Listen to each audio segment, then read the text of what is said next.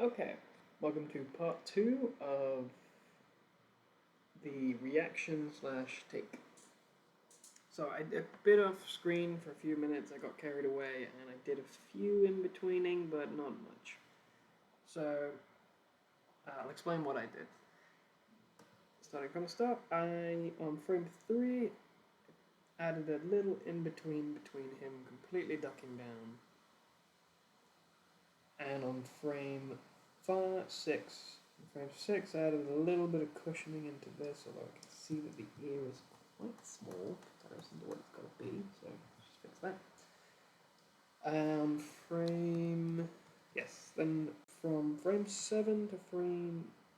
9 to frame 12, I added in the head, just the basic shape to give it a bit of leniency, and from frame 13 and 14, 13 and 14 I added that little cushioning towards that, although I kind of want to redo these a bit, especially this one, just because it's a little bit too kind of out there.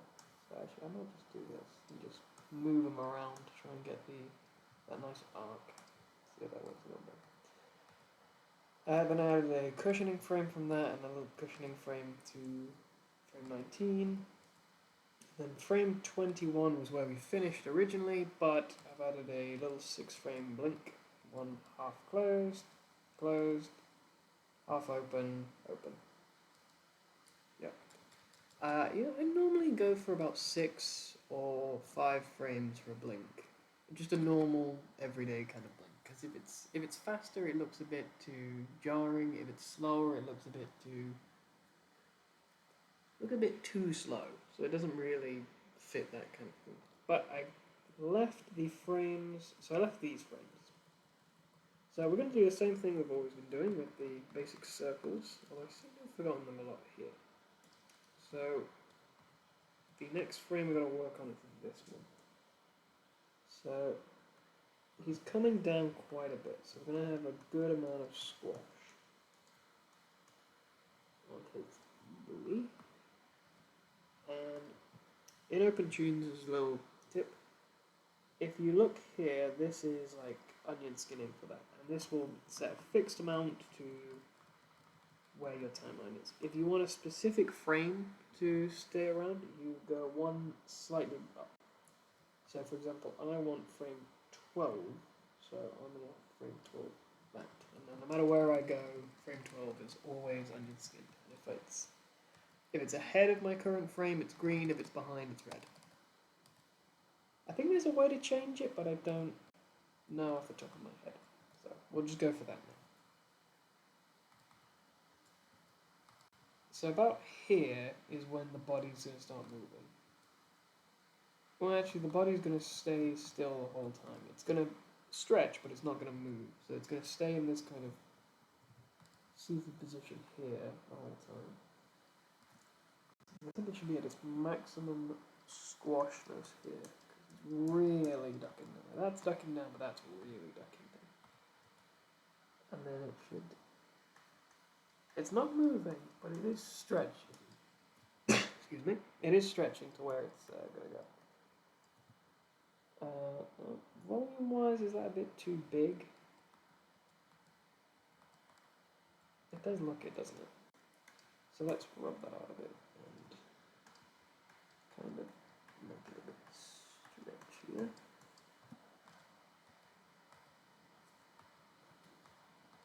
Okay, so that seems good to me. So if you want to see what it looks like played, this is at 24 frames per second, so this is the speed that it will be once it comes in. But I think in the software, it doesn't play at the proper 24 frames per second. It plays at a kind of average frames per second. So it could be like 23, it could be 25. It's not that accurate, to be honest. I've noticed. So the same thing here, we want this frame, because that is what we're working towards, and we want to keep that. Considering we just need that one, I'm going to, again, retain the legs here. because he's not really stretching that much here. And then we're gonna, I think, drop down a lot, or at least get close to where we're going, and then jump down, do that, and there we go. So if we play that forward, starting to get this nice little reaction pick. And I'll probably make it a bit slower at the start and we'll add some steam. So the third part of today's series is going to be cleanup. So let's work on the next part. I like to do it piece by piece because it helps me not really get that lost. If I draw everything, I find myself getting trapped in my own drawings, not really knowing where everything's going or what everything is. It's mostly because I have a rougher kind of style, but I prefer, on pencil I'm a lot lighter. So on digital I do a lot of sketch lines. This is really messy. But so I can't really, so I do it piece by piece because it makes it easier to keep track of things. And if I focus on an element first, I can make that arc a lot less. And my keyframes are good enough, then my animation is good enough. Normally how it kind of goes. So it should still be attached there. So the question is, when do we actually come off? I think he should come off. He should start to come off here. So he's actually, his hand is disappearing a bit. And it should be fully off on this frame. I'll make that kind of. And then can we draw keyframe?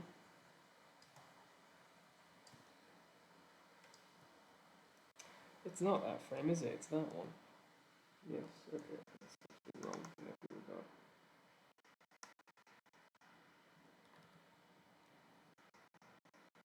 So considering our next frame is up there, I think we should shoot it up like this. So it should have a bit too weird. So it kind of over, and then it goes over here as well. His hand is going to come down. Cool pose sort of thing. Make him dab. Okay. Right. So we're going to make him follow the line here with his hand. Make his elbow come quite a bit. And then his hand shows, it ends here, so it should come across his stomach like this. And then this one should be, this one should be down here, coming towards that, and then it's,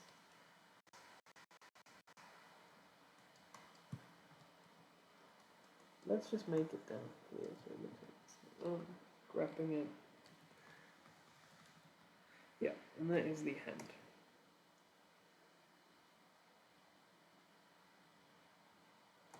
The frame I don't really like is this one with the hand. You see, we know it's going to end here, and we know it's there. It sort of makes me feel like it should be there.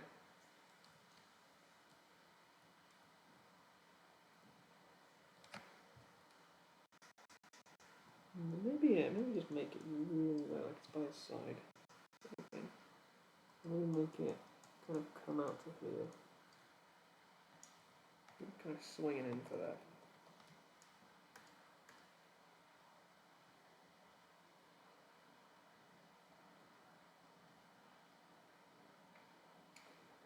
That seems pretty good to me. So our final piece is the tail, which tail is straight ahead. I didn't actually keyframe the tail much. The reason I didn't keyframe the tail much is because it is a straight ahead, so you don't really do much with it. you just kind of draw it until it looks right. Which is not great advice.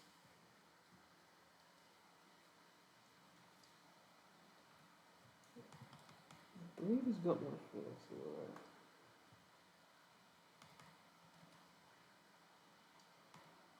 goes down a bit.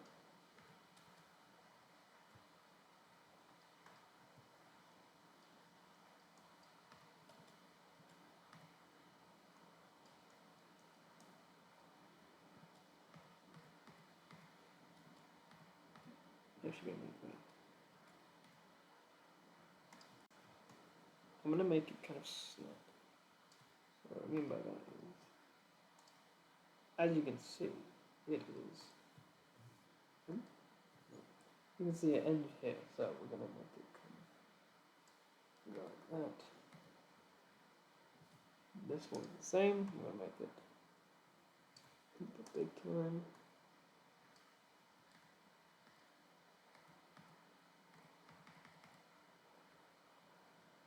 So that should be nice.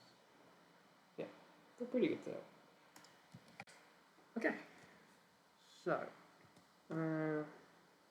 normally get all.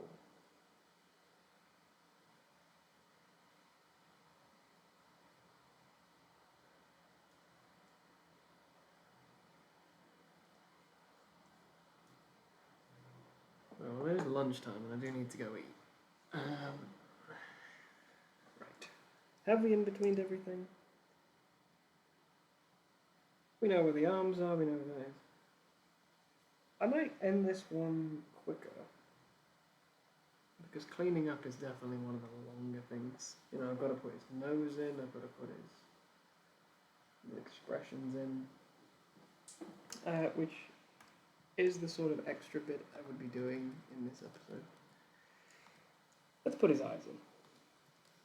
That doesn't take long.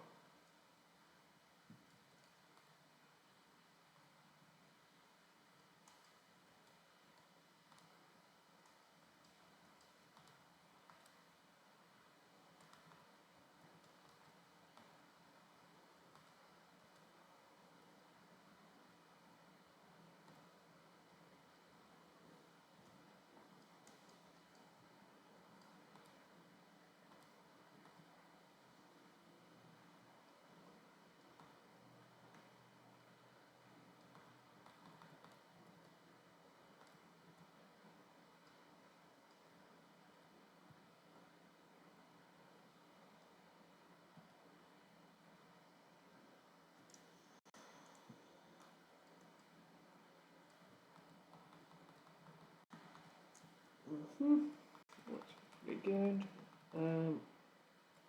Now let's try the nose.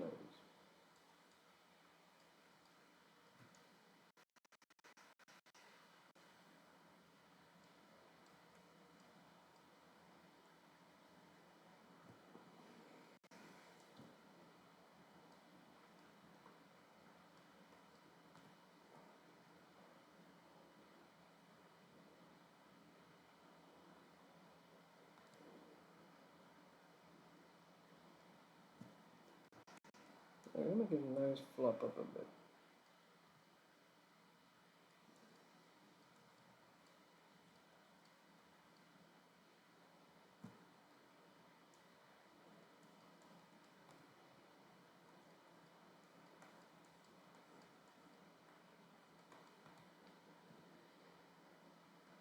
I should press right to his face.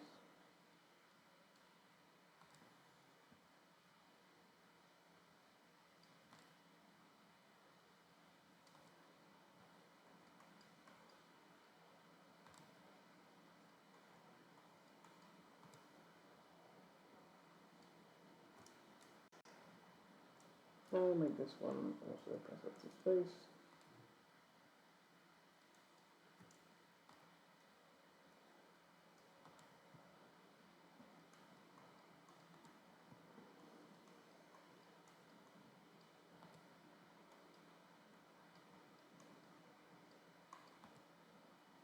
Yep, the keen-eyed among you might have noticed that I added a tiny bit of squash to his head. Did you notice that? Yep. Because that is one of the things you gotta look out for, is just trying to add those tiny bits of force whenever you can.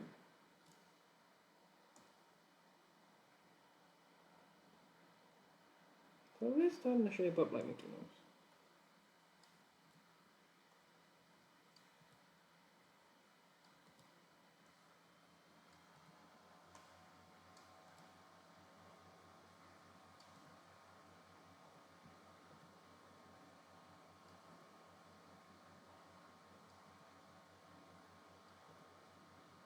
So this is one of the great examples of when I was saying getting lost in my own lines. I genuinely don't think I'll be able to figure out that's a nose.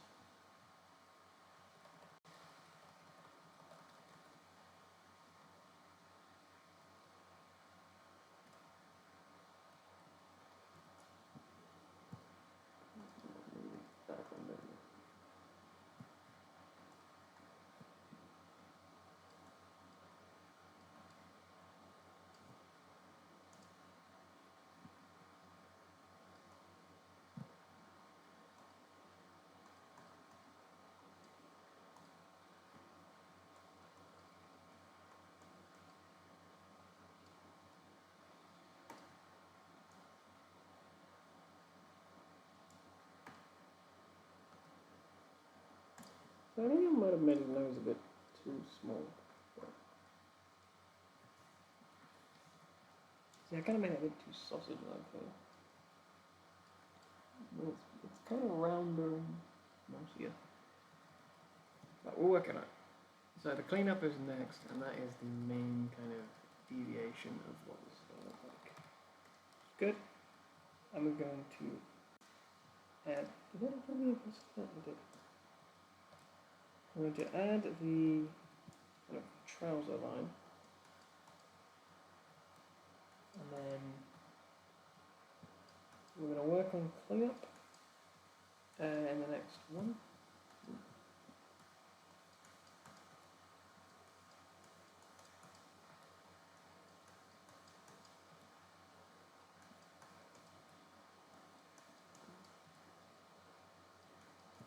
I used to know a fellow animator called David Dutch, and I believe he's still animating. There's a lot of commissions, but he is just really great at animation. He's really fast, and having looked at his style, he's really kind of done well with this kind of old Disney style. It is primarily what he draws. So my advice to a lot of animators would be find a style you like or you really want to do, and do it and make it your own.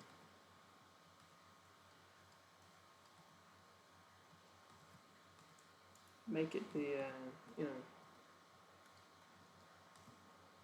because there are always niches in every single thing, every single style. My style is primarily, I primarily draw boxy things with square eyes that are wide set. So I'll draw like a cat. I'll draw his eyes down here and then his nose up here. And that's primarily how I draw things. But you know, to each their own. But I really think find a style you love and make that your own. I'm gonna go, and in the next episode I'll be cleaning this up, and we'll see what it looks like. I might add colour because he's primarily black, and I also get to show off the OpenToonz colouring system, which is fantastic. And yeah, I did actually manage to get 20 minutes out of it, so perfect. Well, I hope you enjoyed, and I will be seeing you next time, hopefully.